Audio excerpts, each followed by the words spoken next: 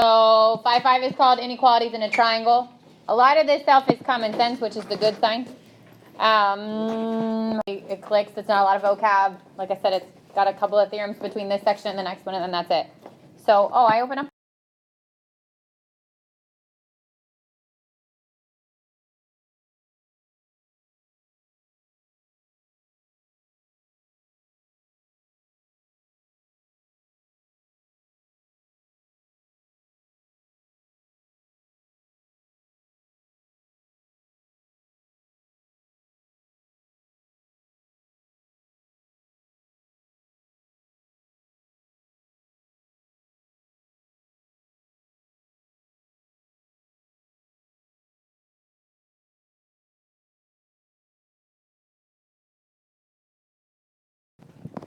All right, so Theorem 5.10, which does not have a name, okay, says if one side of a triangle is longer than another, then the angle opposite the longer side is larger than the angle opposite the shorter side. This alignment's all off. So this should be 12 and this should be 10.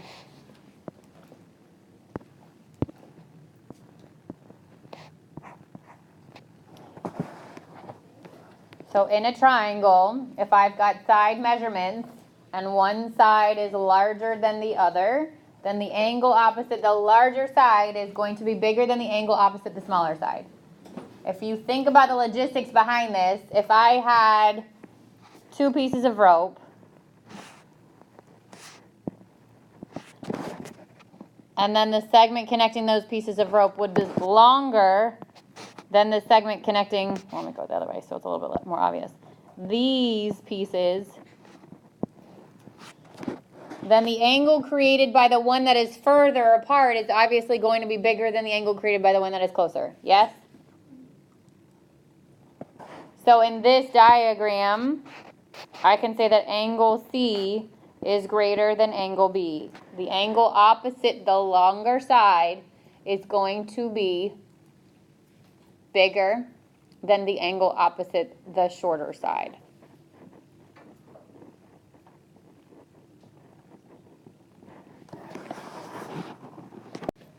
.511 is now saying if one angle is larger than the other, then the side opposite the larger angle is longer than the side opposite the smaller angle. So again, if you think about it, if I had a bigger angle here than I had here, that the 2 points that I would connect over here would be further away than the 2 points I would connect here. So in this diagram, I can determine that AB is longer or greater in length than BC. Side opposite bigger is going to be bigger than the side opposite the smaller. Theorem 512 has a name. It's called the triangle inequality theorem. And what it says is that the sum of the lengths of any two sides of a triangle has to be greater than the length of the third side.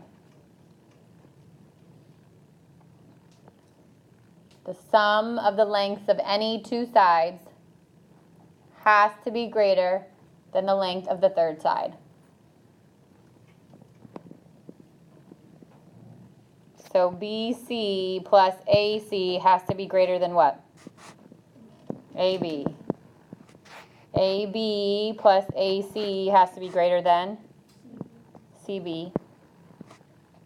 And AB plus BC has to be greater than AC.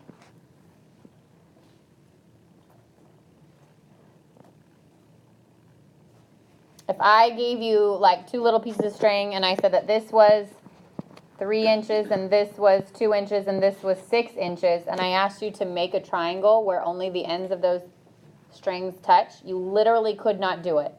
It would not close, okay? It's impossible because 3 plus 2 would have to be greater than 6.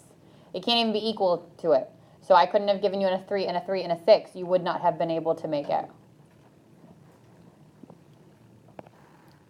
All right, so it just says name the largest angle and the smallest angle. Oh, and this should be, Alignment's all off. That should be a 10. So largest angle is going to be what? Angle C. Smallest angle? Angle B. Easy stuff, right?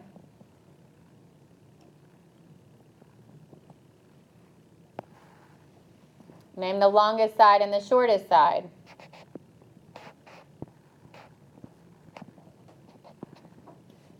Before I start listing sides, though, I've got to do what? Find that missing angle, right? So 105 plus 46 is 151. And then what's true about all three of my angles? 180. So 180 minus 151 gives me 29. So what's the longest side?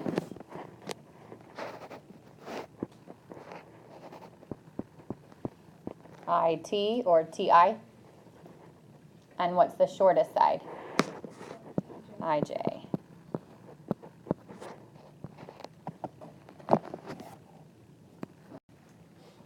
Okay, example 2 says complete with less than, equal to, or greater than, given that triangle ABC is a right triangle with the measure of angle C 90 degrees.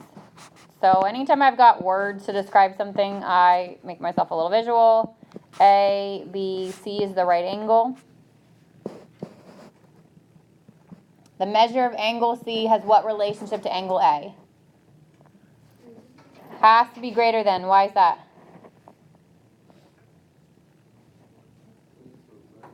Because it's a right angle. Can there be two right angles in a triangle? No. The other two have to add up to 89.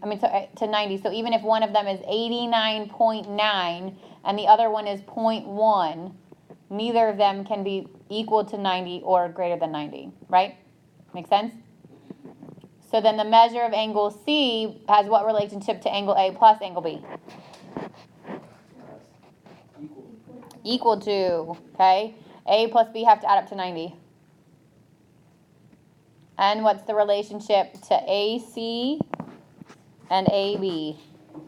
Good. AC is less than AB. I know that B has to be smaller, I know that, angle B has to be smaller than 90 degrees, which would mean that the side opposite would be smaller than the side opposite that 90 degrees. Still good? Yes? All right, example 3, the lengths of two sides of a triangle are 8 and 13.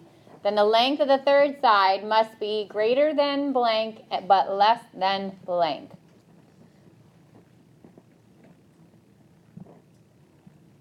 So what do I know about the third side? It has to be what? Why?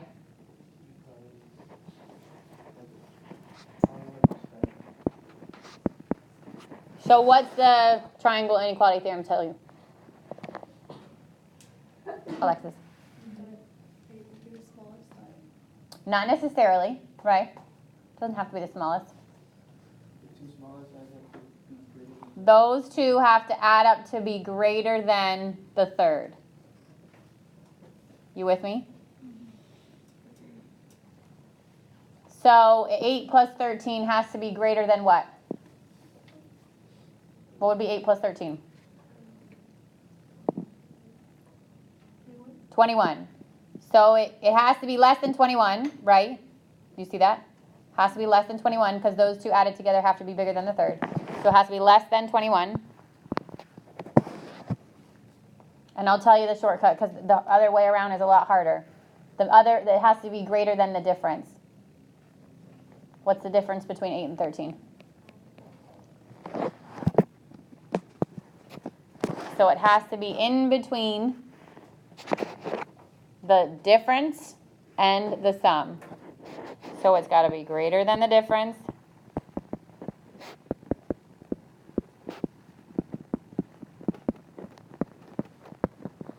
and less than the sum.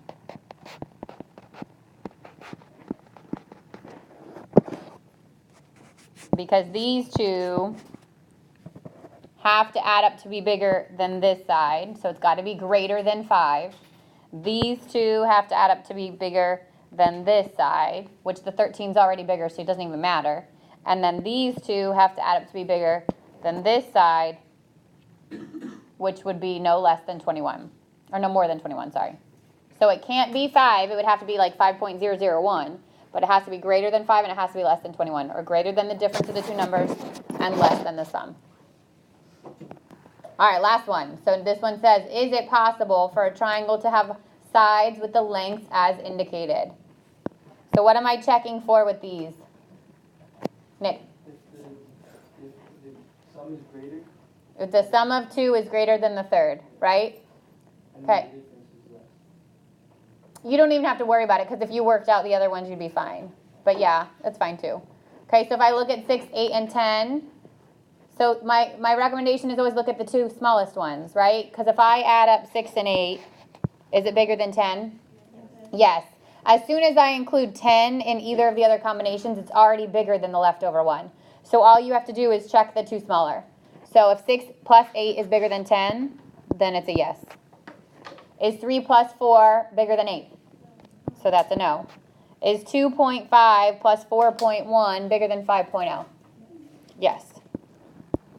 Okay, now don't let the order throw you. That says 4, 6, and 2. 4 plus 6 is bigger than 2.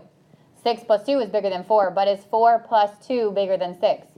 No, so check the two smallest ones. It has to be bigger, not equal. And then E, 6 plus 5, is that bigger than 6? Yes. So that's all you're looking for. Easy section, right? I told you. That's it. So tomorrow is a half day, early release. So we'll do the next section, which is, what are we on? 5, 7, 5, 6, 5, 6. And then I was like, I don't think there's a 7 in this chapter. And then we'll review Thursday and Friday and Monday. Your test is Tuesday.